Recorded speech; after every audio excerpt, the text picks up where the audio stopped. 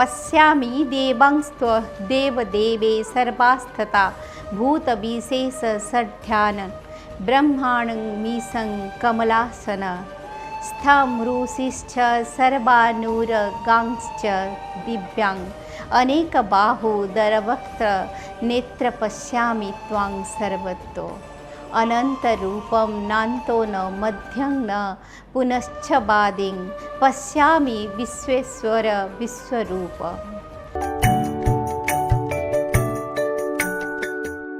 नमस्कार, उदय India digital में आपका स्वागत है। मैं हूँ उपाली अपराजिता। श्रीमद् भगवत गीता के 11वें अध्याय का ये 15वां और 16 श्लोक है, जिसमें भगवान के विराट रूप का वर्णन है, जिसे देखकर अर्जुन कहते हैं, हे विश्वेश्वर, मैं आपके शरीर में अनेकों का हाथ, पेट, मुख और आँखें तथा चारों ओर से असंख्य रूपों को देख रहा हूँ। हे विश्वरूप, ना तो मैं आपका अंत, ना मध्य और ना आदि को ही देख पा रहा हूँ।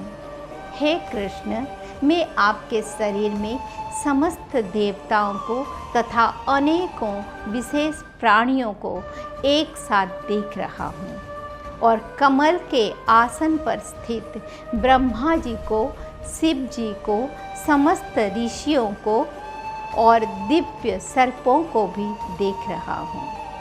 श्री कृष्ण अपने विराट स्वरूप में ब्रह्मांड की सभी शक्तियों को समेट हुए हैं, लेकिन श्री हरि के इस सर्वशक्तिमान को हम भुला चुके हैं। हम याद करते हैं तो सिर्फ रास रचैया माखन चोर और राधा के मोहन को। हमारे भक्ति गीत, कविताएं तथा कथित संतों की कथाएं श्री कृष्ण के सौम्य रूपों तक सीमित हो गए हैं।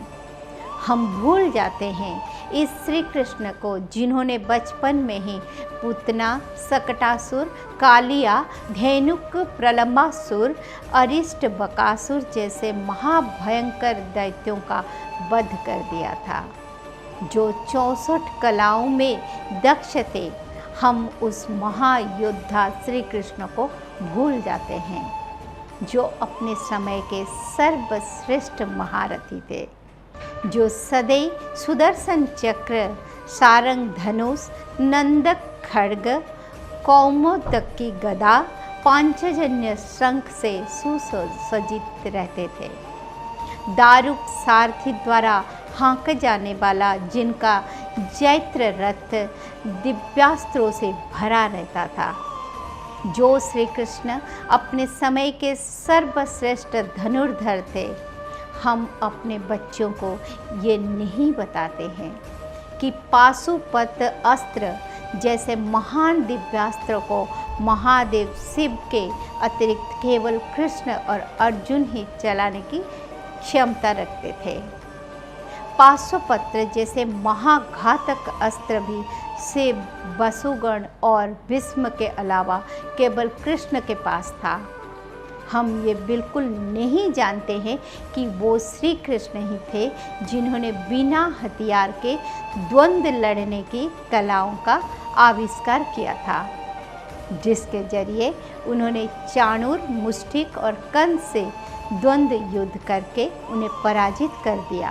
हमारी कथाओं और याददाश्त से वो कृष्ण ओझल हो चुके हैं, जिन्होंने कंस के ससुर महाप्रतापी जरासंध के साथ 18 बार युद्ध किया और उसके कई औखणी सेना के बार बार परास्त किया, जबकि जरासंध के साथ काशी, कौशल, चेदी, मालव, विदेह, अंग, बंग, कलिंग, पांड्य, सौबीर, मद्र, कश्मीर, गांधार आदि देशों की सेनाएं भी थी।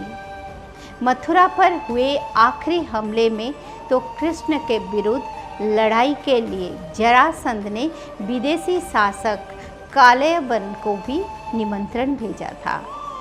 जरासंध के मित्र राजाओं की संख्या बहुत ज़्यादा थी, जिसमें कामरूप का राजा दंतवक्र, चेदी राज शिशुपाल, कालिंगपति पौंड्र, भीष्मक पुत्र रुक्मी, साल्वर राज भगदंत, सौबिराज, गांधार नरेश सुबल, दरद नरेश, गोभद्र आदि थे। लेकिन कृष्ण ने अपनी छोटी सी यादव सेना के बलबूते इन सभी को बार बार परास्त किया। श्री कृष्ण जैसा महान योद्धा उस युग में कोई नहीं था। उन्होंने हजारों हाथों वाले बाणासुर के खिलाफ युद्ध जीता, जिसमें कृष्ण का सामना करने के लिए स्वयं महादेव आ गए थे।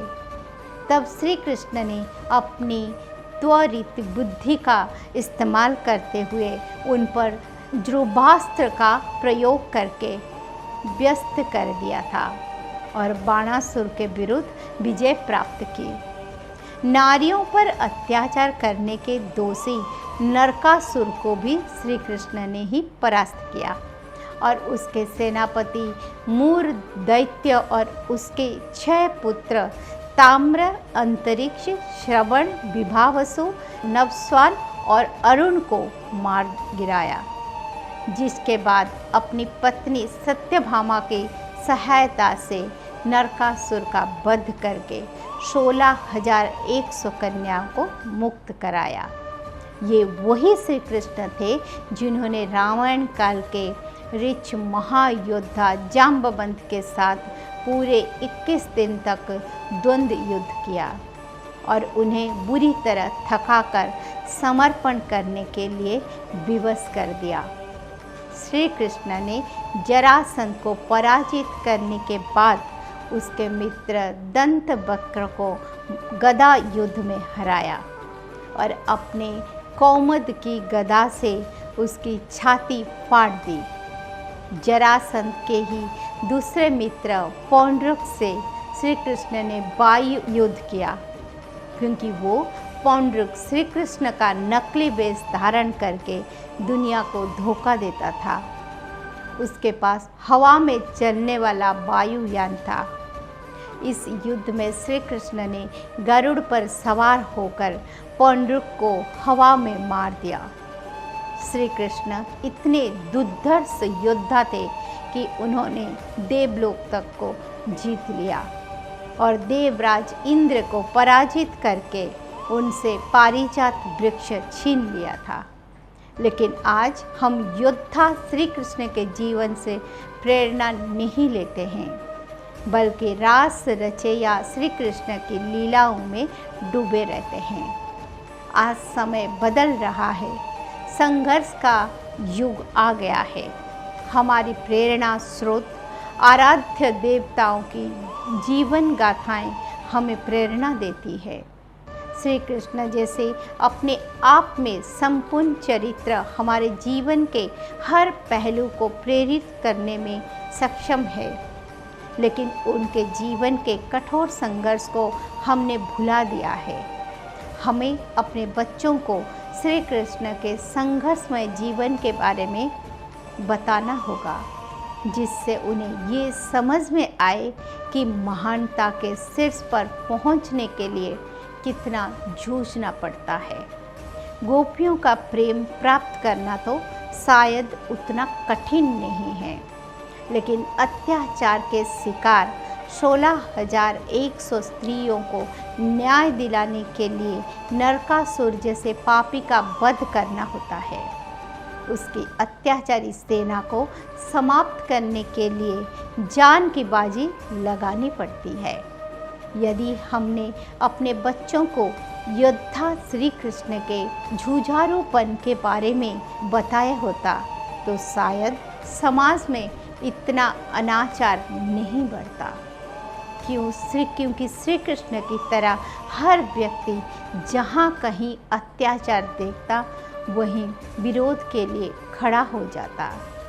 आइए इस बार की जन्माष्टमी पर हम संकल्प धारण करें कि हम श्री कृष्ण के सौम्य स्वरूप के साथ ही उनके महायोद्धा स्वरूप को भी उपासना करेंगे, जिससे आने वाली पीढ़ियां वैसे ही बनने के लिए प्रेरित हो सके। जय श्री कृष्ण। ओम नमो भगवते वासुदेवाय।